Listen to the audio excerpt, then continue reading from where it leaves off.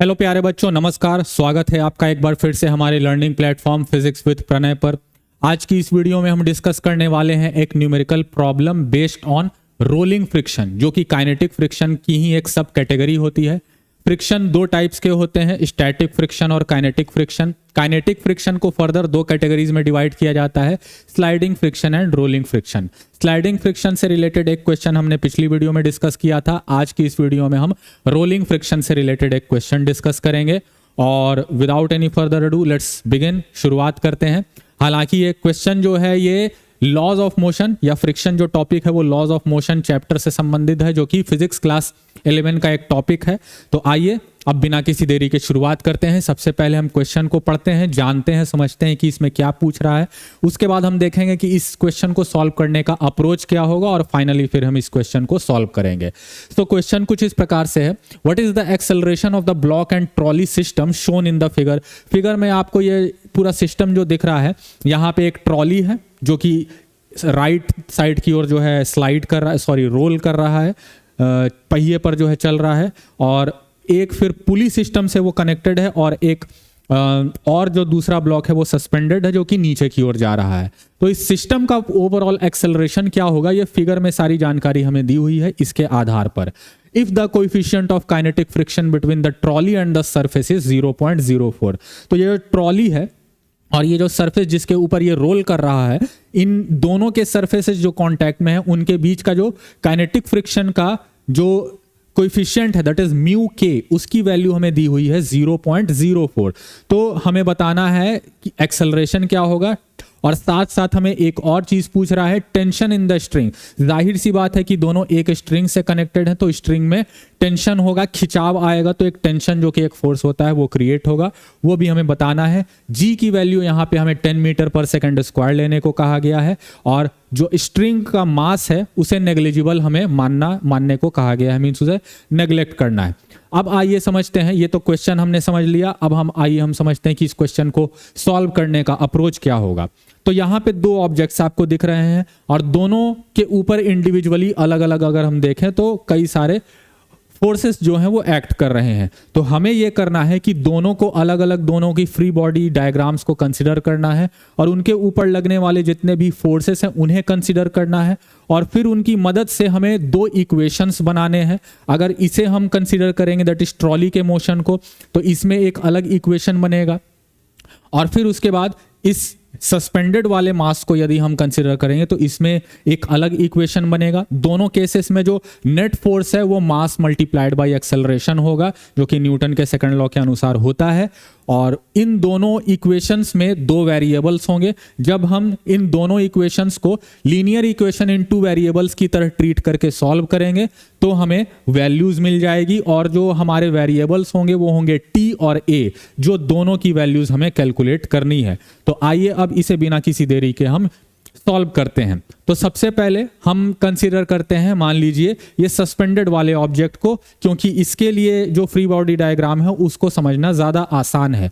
तो ये suspended object जो है ये हम देख सकते हैं कि नीचे की ओर जा रहा है, और ये जो ट्रॉली है ये दाएं की ओर जा रही है। ऑब्वियसली दोनों एक साथ एक सिस्टम के रूप में मूव कर रहे हैं, इसी वजह से दोनों का एक्सेलरेशन तो सेम ही होगा। तो दोनों के एक्सेलरेशन को हमने ए मान लिया। Tension in the string both side, वो भी टी होगा क्योंकि सेम स्ट्रिंग है। तो ये हालांकि ऊपर की ओर खिंचाएगा और ये दाएं साइड खिंचाएगा। अब यदि हम इस ऑब्जेक्ट को दैट इज सस्पेंडेड वाले ऑब्जेक्ट को कंसीडर करें तो उसके लिए हम इस प्रकार से पहले सारी चीजें गिवन करके लिख लेते हैं। लेट, या पहले गिवन इसे लिख लेते हैं, गिवन। जैसे इसके मास को अगर हम m1 मान ले, इसके मास को m2 मान लें, तो m1 would be 3 kg, m2 would be 20 kg, और a और t जो है वो तो हमने यहां पे रिप्रेजेंट कर ही रखा है। तो अब हम लिखेंगे considering the motion of m1 that is suspended block, जो ब्लॉक सस्पेंडेड है, इसके मास को यदि हम कंसिडर, इसके मोशन को यदि हम कंसिडर करेंगे तो इस पे लगने वाले जो फोर्सेस हैं वो क्या क्या हैं? इस पे एक तो जो फोर्स लग रहा है वो इसका खुद का वेट है जो कि इसको डाउनवर्ड पुल कर रहा है, ग्रेविटेशनल फोर्स, जो कि होगा mg के बराबर, और चूंकि हमें g की वैल्यू 10 लेने बोला गया है तो m इंटू जी हो जाएगा 3 इंटू 10 दैट इज 30, जो कि यहाँ पे ऑलरेडी रिप्रेजेंट कर रखा है। इसके अलावा इस पे एक और फोर्स लग रहा है जो कि है टेंशन ऑफ द स्ट्रिंग, और इन दोनों की वजह से ओवरऑल जो नेट इफेक्ट क्रिएट हो रहा है वो डाउनवर्ड एक्सेलरेशन।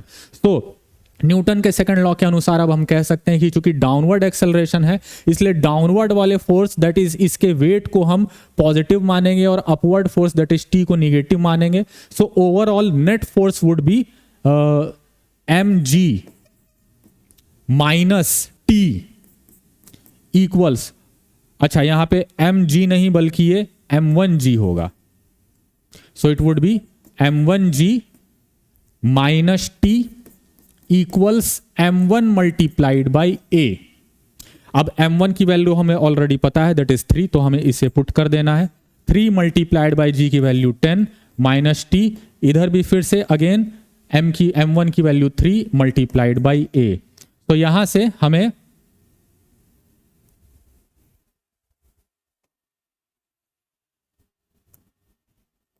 एक इक्वेशन मिल जाएगा। तो 30 would be equal to t plus 3a, इस तरह से, या हम इसे ऐसे ही छोड़ सकते हैं ताकि हमें बाद में कैलकुलेशन में आसानी हो। तो it would B 30 minus T equals 3a, इसे हमने मान लिया पहला इक्वेशन। अब इसके बाद हम दूसरा इक्वेशन बनाएंगे जिसके लिए हम जो ट्रॉली का मोशन है उसे कंसिडर करेंगे। ठीक, सो इसे हम इस प्रकार से लिख सकते हैं, now considering the motion of m2 that is trolley, इसे जब हम कंसिडर करेंगे तो इस पे जो लगने वाले फोर्सेस है वो क्या क्या है? एक तो फोर्स जो टेंशन है, खिंचाव है स्ट्रिंग का वो, और दूसरा स्लाइडिंग नहीं, रोलिंग फ्रिक्शन जो है, जो कि ऑपोजिट डायरेक्शन में लगेगा। ऑब्वियसली फ्रिक्शन है तो वो इसके मोशन को अपोज करेगा। तो यहां पर जो राइट साइड में मोशन है उसे हम पॉजिटिव लेंगे क्योंकि एक्सेलरेशन उधर ही साइड हो रहा है। So T would be taken, that is force T would be taken positive, and frictional force that is Fk would be negative because it is in left direction or opposite to the direction of its motion. तो इसका जब हम net force की बात करें तो ये हो जाएगा T minus Fk that is rolling friction, and it would be equal to m2 multiplied by a। यहां पे m2 दैट इज इसका मास हमें कंसिडर करना है। अब T जो है दैट इज टेंशन, वो तो हमें नहीं पता है, वो हमें कैलकुलेट करना है, लेकिन Fk that is sliding friction वो हम जानते हैं कि उसकी वैल्यू क्या होगी, वो होगी mu k into are, mu k into are होगी। और यहां पे आर जो है वो क्या है? आर है नॉर्मल रिएक्शन जो कि अपवर्ड डायरेक्शन में होगा, और वो किसे बैलेंस करेगा? वो बैलेंस करेगा इसके वेट को। यहां पे जो ऑब्जेक्ट सस्पेंडेड है इसका वेट बैलेंस्ड नहीं है क्योंकि वो उसी की वजह से नीचे जा रहा है, लेकिन यहां पर कोई वर्टिकल मोशन नहीं है, इसकी वजह से ही इसके ऊपर जो वर्टिकल डायरेक्शन में फोर्सेस लग रहे हैं, एक अपवर्ड डायरेक्शन में नॉर्मल रिएक्शन और डाउनवर्ड डायरेक्शन में इसका खुद का जो वेट है दैट इज mg, ये दोनों एक दूसरे को बैलेंस किए हुए हैं, दैट इज वाई ये वर्टिकल डायरेक्शन में मूव नहीं कर रहा है, और इसी वजह से r की जगह हम लिख सकते हैं mg। तो ये इक्वेशन अब बन जाएगा T minus mu k into m2 into g equals m2 into a। अब इस इक्वेशन को फर्दर आगे यदि हम सॉल्व करेंगे तो म्यू के की वैल्यू हमें क्वेश्चन में दी हुई थी 0.04, ये हम पुट करेंगे। इसके अलावा m2 की वैल्यू, g की वैल्यू हम पुट करेंगे, और a की वैल्यू तो हमें नोन नहीं है, तो इसे अब हम इस प्रकार कुछ करेंगे। सो ये हमारा इक्वेशन जो है कुछ इस प्रकार से बन जाएगा, T माइनस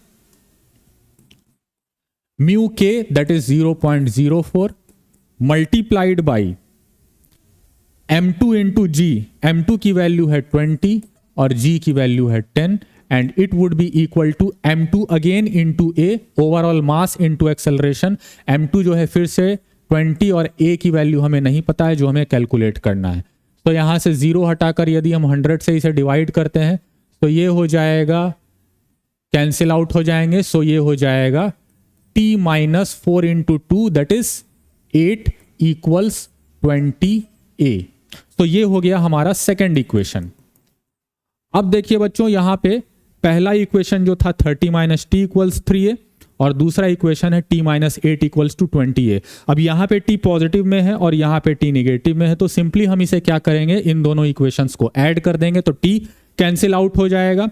और एलिमिनेशन मेथड एक तरह का है जो आपने क्लास 10th में पढ़ा होगा लीनियर इक्वेशन मैथ्स के सब्जेक्ट में, और फिर वहां से a बच जाएगा, a की वैल्यू हम कैलकुलेट कर पाएंगे वहां से। ठीक, सो हम अब यहां पे सिंपली लिख सकते हैं adding equation 1 and 2 we get, क्या हो जाएगा, इसे हम रीराइट कर लेते हैं इक्वेशंस को तो ज्यादा इजी होगा। 30 माइनस टी इक्वल्स 3a और ये हो गया t माइनस 8 इक्वल्स 20a। और जब हम इन्हें ऐड करेंगे तो ये जो t है और माइनस टी ये कैंसिल आउट हो जाएंगे, तो हमारा इक्वेशन जो है वो कुछ इस प्रकार से बन जाएगा 30 माइनस 8 दैट इज 22 और इधर हो जाएगा 20 प्लस 3 दैट इज 23a। तो यहां से a की वैल्यू आ जाएगी 22 अपॉन 23। 22 जो है वो 23 से एक नंबर ही कम है, तो इसकी वैल्यू जो है अप्रोक्सीमेटली 1 के आसपास आएगी और एग्जैक्टली हम बात करें तो ये होगी लगभग 0.96 मीटर पर सेकंड स्क्वायर। तो ये जो इसकी वैल्यू है ये हमने अब कैलकुलेट कर लिया। तो अब ये हमने एक्सेलरेशन जो है इसका कैलकुलेट कर लिया है। अब एक्सेलरेशन की मदद से हम क्या कैलकुलेट करेंगे, एक्सेलरेशन हमने कैलकुलेट करना था वो आ गया। एक्सेलरेशन की मदद से अब हम कैलकुलेट करेंगे जो टेंशन है वो, और टेंशन कैसे कैलकुलेट करेंगे, काफी इजी है। दोनों में से किसी एक इक्वेशन में हमें पुट कर देना है। तो मान लीजिए हम पहले इक्वेशन में इसे पुट करते हैं 30 minus T equals 3a। So putting the value of a, हम किसी भी इक्वेशन में पुट कर सकते हैं, वैल्यू सेम ही आएगी। a in equation 1 we get, पहला इक्वेशन क्या था 30 माइनस टी इक्वल्स 3a। तो 3 इंटू a की जगह अब हम जानते हैं इसकी वैल्यू 0.96 हम पुट कर सकते हैं। तो ये हमारा हो जाएगा 30 माइनस टी इक्वल्स 0.96 से यदि आप 3 को मल्टीप्लाई करिएगा तो ये हो जाएगा 2.88। हालांकि ये एग्जैक्ट वैल्यू नहीं है क्योंकि हमने 2 डिजिट्स तक राउंड ऑफ करके केवल वैल्यू लाई है 22/23 की, लेकिन फिर भी ये काफी हद तक एक्यूरेट है। तो यहां से अब t की वैल्यू जो है, t को यदि हम उधर भेजेंगे तो 30 माइनस 2.88 would be equal to t, and यहां से हमें t की वैल्यू मिल जाएगी 27.12 न्यूटन। सो इस प्रकार से हमने बच्चों जो एक्सेलरेशन है और टेंशन है स्ट्रिंग में वो दोनों की वैल्यू हमने कैलकुलेट कर ली। और इस क्वेश्चन को एक बार हम फिर से वापस रिकॉल कर लेते हैं। हमें ये सिचुएशन दिया हुआ था, एक ट्रॉली थी और एक सस्पेंडेड ब्लॉक था। सस्पेंडेड ब्लॉक जो अपने वेट की वजह से नीचे जा रहा है, दोनों एक पुली के जरिए स्ट्रिंग के थ्रू अटैच्ड हैं, तो उस स्ट्रिंग के खींचने की वजह से ये ट्रॉली भी जा रहा है। दोनों का जो एक्सेलरेशन है वो सेम होगा, एक सिस्टम की तरह ये बिहेव कर रहा है। तो दोनों का एक्सेलरेशन यदि सेम है वो हमें कैलकुलेट करना था। टेंशन जो है स्ट्रिंग में ये हमें कैलकुलेट करना था। हमने क्या किया, दोनों के जो फ्री बॉडी डायग्राम्स हैं उन्हें अलग अलग कंसिडर करके 2 इक्वेशंस बनाए with respect to t and a, या फिर 2 वेरिएबल्स के रूप में t एंड a। उन दोनों को हमने सॉल्व किया, वहां से हमने a की वैल्यू लाई और a की वैल्यू हमने जो है लाई इतना 0.96 मीटर पर सेकंड स्क्वायर, और फिर उसे आइदर ऑफ द 2 इक्वेशंस, चाहे फर्स्ट चाहे सेकंड में से किसी भी हमने पुट कर दिया। हमने यहाँ पे इक्वेशन 1 में पुट किया तो वहां से t की वैल्यू भी आ गई 27.12 न्यूटन। तो इस प्रकार से हमने क्वेश्चन सॉल्व किया। उम्मीद है आपको ये रोलिंग फ्रिक्शन से रिलेटेड क्वेश्चन जो है इसके मदद से इस कंसेप्ट को और बेहतर ढंग से समझने में आसानी हुई होगी, और इससे रिलेटेड और भी जो क्वेश्चंस होंगे उसे आप इजीली सॉल्व जो है कर पाएंगे अब, और ऐसी मैं आशा करता हूं। और मिलते हैं अगली वीडियो में, लेकिन जाने से पहले यदि आपका अभी भी कोई डाउट रह गया हो तो आप मुझे नीचे कमेंट सेक्शन में बेझिझक बता सकते हैं। यदि आपका किसी और दूसरे टॉपिक से रिलेटेड कोई कंफ्यूजन हो, डाउट हो, या आप चाहते हैं कि उस पर एक डेडिकेटेड वीडियो में बनाऊं, तो वो भी आप मुझे नीचे कमेंट सेक्शन में ज़रूर बताएं बेझिझक, बिना हेजिटेशन के। मैं कोशिश करूँगा उस पर वीडियो बनाने की, अगर टॉपिक इंटरेस्टिंग होगा और कन्फ्यूजिंग होगा तो। और मिलते हैं इसी उम्मीद के साथ अगली वीडियो में एक और नए टॉपिक के साथ। तब तक के लिए नमस्कार, जय हिंद, जय भारत।